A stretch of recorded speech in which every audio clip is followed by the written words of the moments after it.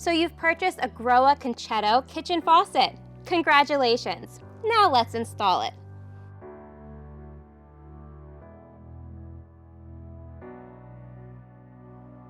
Here are a few things to keep in mind before we get started.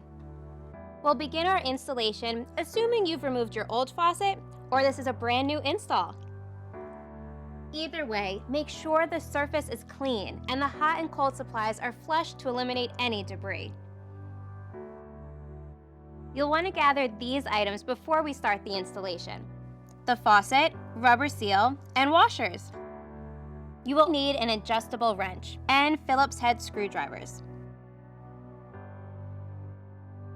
Place the O-ring seal on the surface of the sink or countertop. Insert the hot and cold supply lines and the threaded shaft through the mounting hole.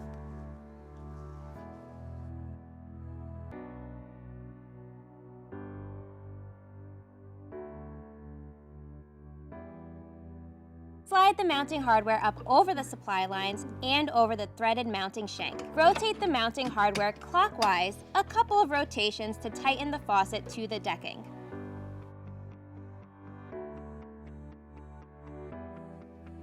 After the hot and cold lines have been properly flushed, connect the hot and cold flex lines to the water supplies.